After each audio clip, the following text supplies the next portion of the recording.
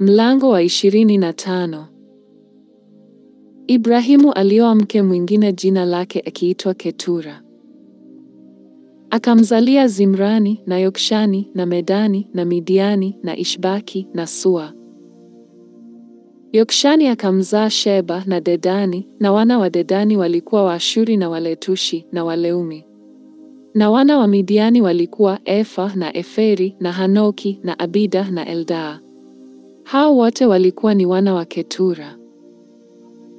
Ibrahimu akampa Isaka yote aliyokuwa nayo.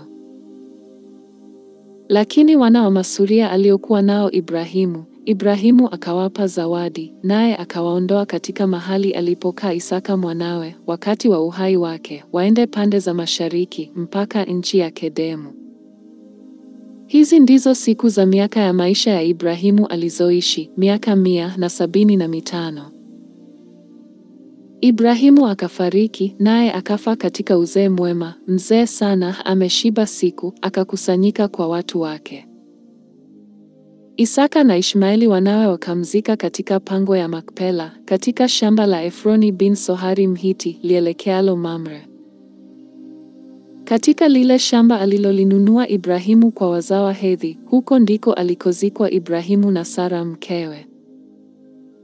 Ikawa baada ya kufa kwake Ibrahimu, Mungu akambariki Isaka mwanawe.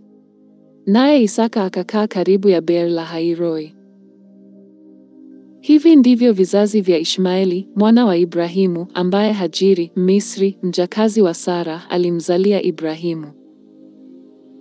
Na haya ndiyo majina ya wana wa Ishmaeli kwa majina yao na kwa vizazi vyao. Mzaliwa wa kwanza wa Ishmaeli ni Nebayothi na Kedari na Abdeli na Mibsamu na Mishma na Duma na Masa na Hadadi na Tema na Yeturi na Nafishi na Kedema. Hao ndio wana wa Ishmaeli, na hayo ni majina yao katika miji yao na katika vituo vyao, maseidi 12 kwa kufuata jamaa zao. Na hii ndiyo miaka ya maisha ya Ishmaeli, miaka 137. Akakata roho, akafa, akakusanyika kwa watu wake.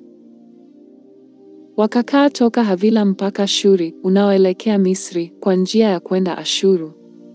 Akakaa katikati ya ndugu zake wote. Na hivi ndivyo vizazi vya Isaka mwana wa Ibrahimu. Ibrahimu alimzaa Isaka.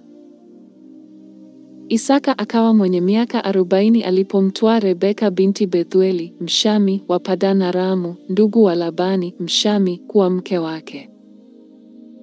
Isaka akamwomba Bwana kwa ajili ya mke wake, maana alikuwa tasa. Naye Bwana akamuitikia, na Rebeka mkewe akachukua mimba. Watoto wakashindana tumboni mwake. Naye akasema, ikiwa ni hivi, kuishi kwanifaa nini? Akaenda kumuuliza Bwana. Bwana akamwambia, mataifa mawili yamo tumboni mwako, na kabila 2 za watu watafarakana tangu tumboni mwako. Kabila moja litakuwa hodari kuliko la pili, na mkubwa atamtumikia mdogo. Siku zake za kuzaa zilipotimia, tazama, mapacha walikuwamo tumboni mwake. Wa kwanza akatoka, naye alikuwa mwekundu mwili wote kama vazi la nywele. Wakamwita jina lake Esau. Baadaye ndugu yake akatoka, na mkono wake unamshika Esau kisigino. Akaitwa jina lake Yakobo. Isaka alikuwa mwenye miaka 60 mkewe alipowazaa. Watoto wakakua. Esau alikuwa mtu ajuaye kuwinda wanyama, mtu wa nyikani, na Yakobo alikuwa mtu mtulivu, mwenye kukaa hemani. Basi Isaka akampenda Esau kwa sababu alikula mawindo yake, na Rebeka akampenda Yakobo. Yakobo akapika chakula cha dengu. Esau akaja kutoka nyikani, naye alikuwa amechoka sana.